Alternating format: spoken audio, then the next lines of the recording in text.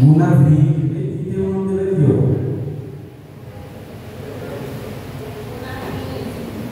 Aqui é a imagem do nosso personagem, do nosso missionário, da história que a gente vai contar hoje. Hoje a gente vai curtar um pouquinho. Creio que aqui a maioria já ouviram a história desse homem de Deus. Para começo de conversa, o nosso personagem, ele nasceu na Suécia, no dia 8 de julho de 1879. Crianças e os pais aqui presentes, pegue atenção, nossos convidados também aqui. Pegue atenção, porque quem já ouviu a história do nosso personagem hoje, sabe que a gente faz perguntas durante a história e quem acerta as perguntas vem o que, criança? Não, vem o brinde. Então, a gente pega atenção dos nossos pequenos soldados de Cristo, os pais que estão presentes. A gente pega atenção de todos. Nosso personagem Munavim nasceu no dia 8 de julho de 1879 na Suécia, mais exatamente na cidade de Ostrahus. O seu pai, além de jardineiro, também ele era um pastor, era um dirigente de uma igreja ali naquele tempo.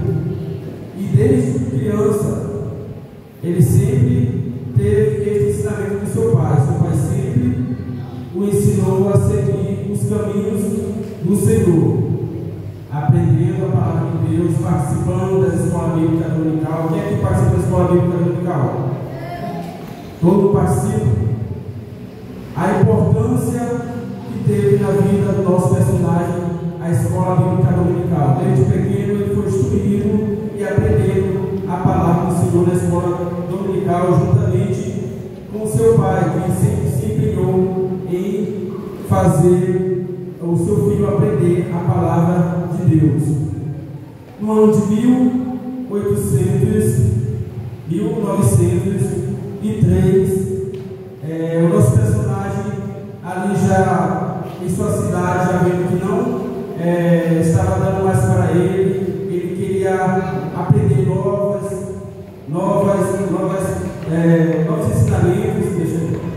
ensinamentos e também aprender novas formas de levar a palavra de Deus. Por isso, em 1903, ele se mudou da sua cidade, da Suécia, e foi para outro país em busca de mais conhecimentos. E em 1903 ele sai da Suécia e vai para os Estados Unidos. Ali chegando, ele procura um seminário para aprender mais da palavra de Deus. E nesse seminário ele conhece o seu grande amigo, que futuramente seria o precursor juntamente com ele da palavra de Deus, que é o nosso irmão Daniel Berg. Eles se conheceram durante esse seminário e em orações, em buscando o Senhor, ele sentiu um forte desejo de fazer missões, não somente ali nos Estados Unidos, mas fora dos Estados Unidos. E durante essas reuniões e orações que eles fizeram, pedindo uma direção ao Senhor, o Senhor mostrou um país, um novo país, uma nova cidade, para que eles fossem levar a palavra de Deus. Quem sabe qual foi esse país, a cidade que eles foram encaminhados por Deus? Quem sabe? Quem já ouviu a história aí? Quando eles estavam nos Estados Unidos, qual foi o país que eles vieram pegar a palavra de Deus? Eles sentiram o forte desejo do seu coração e Deus revelou assim a eles que eles viessem para outro país. Este país que veio em seu coração foi justamente o Brasil, o Brasil que sentiu em seu coração o desejo de trazer a palavra de Deus. E juntamente com o seu amigo Daniel Berg, eles desembarcaram em Belém no dia 19 de novembro de 1910. Em 1910, estes dois homens de Deus, inspirados e ungidos, já bastante cientes da palavra de Deus, vieram para o Brasil, desembarcaram no Brasil, mais precisamente na cidade de Belém, no Pará, e ali começaram a sua missão, a missão de levar a palavra de Deus a todos ali daquela cidade. Foi fácil?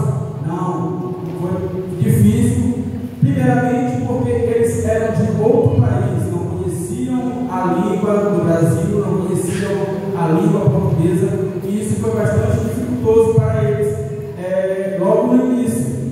Mas o Daniel Berg começou a trabalhar na indústria e ele sustentou, na verdade, a casa onde estavam eles dois.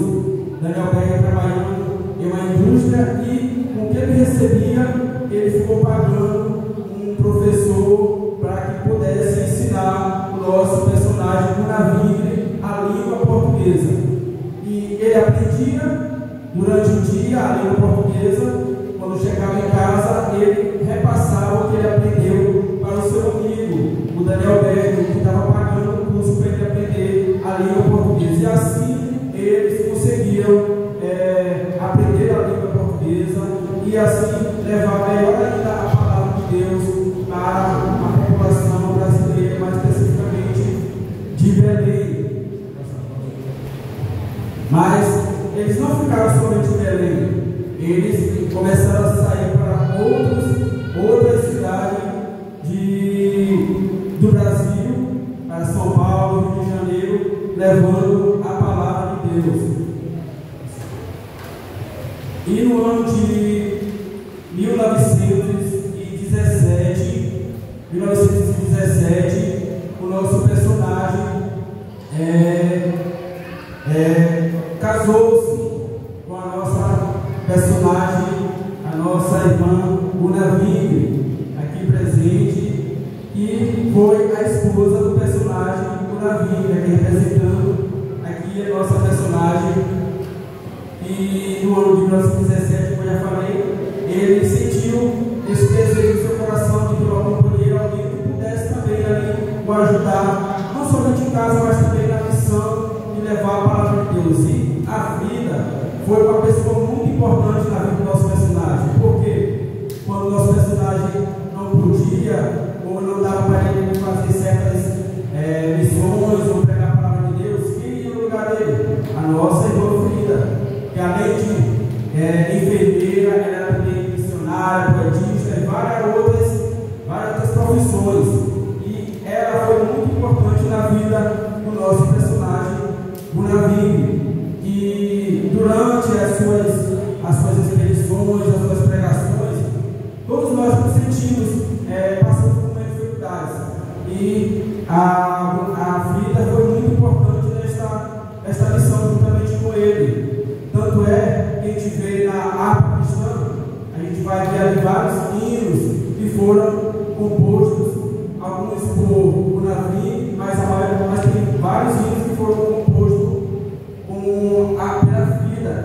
Quando a gente vê na harpa cristã, louvores, na composição, geralmente vai aparecer lá F, G, F e V, na verdade, que justamente é da Frida, que foi a responsável por alguns hinos compostos na harpa cristã.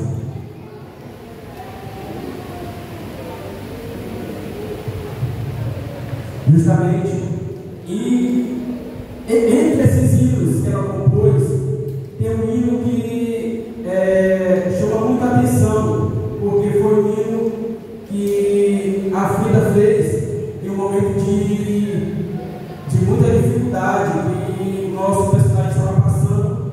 E eu gostaria que a nossa personagem aqui falasse o sentido, o real motivo desta canção que ela fez e por que ela fez ao nosso personagem Gunavingre. Manfreida, você pode falar um pouquinho? A paz do Senhor, criança. A paz do Senhor, crianças. Sobre o hino 394, Alvorada, esse hino foi dado por João e Joaquim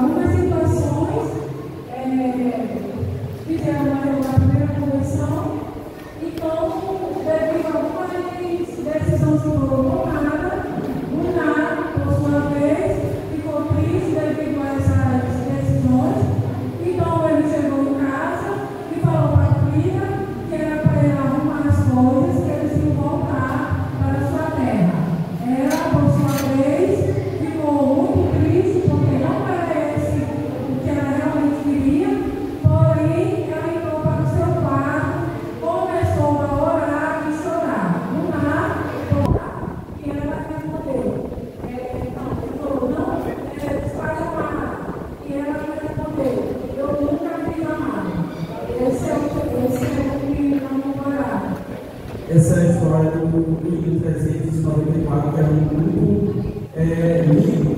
Às vezes a gente passa por dificuldades. Se você parar um pouquinho para ver, para ouvir e prestar atenção na letra deste livro, você vai ver, na verdade, o quanto Deus cuida dos seus filhos. E os irmãos aqui que tiverem, que trouxeram sua arma cristã, a gente pede que nos acompanhem para cantar aqui rapidão esse hino. Você ouça a letra deste hino e veja o agir de Deus na vida do nosso personagem debilitado e doente, se viu obrigado a voltar para a Suécia.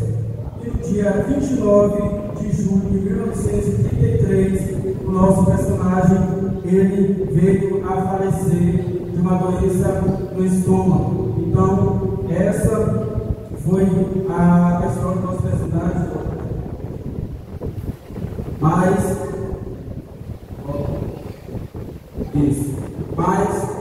apesar de ele ter falecido, mas ele deixou o seu legado, a Assembleia de Deus, que futuramente veio a se formar graças ao nosso personagem, a Igreja Pentecostal, que tem como missão pregar o Evangelho de Cristo, buscando levar a mensagem de salvação através da Bíblia.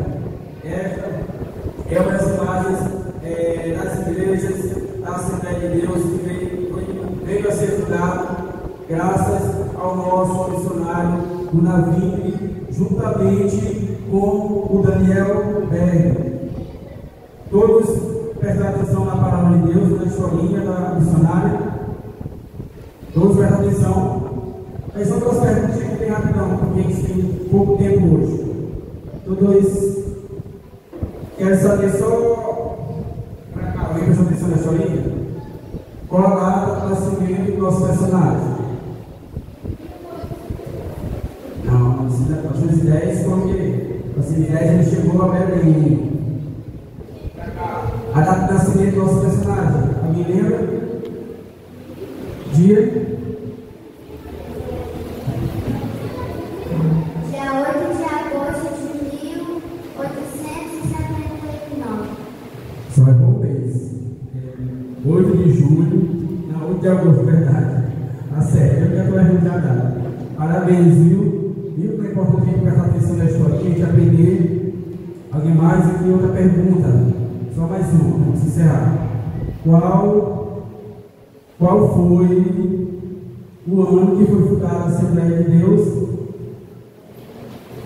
Ele chegou no Brasil em 1910.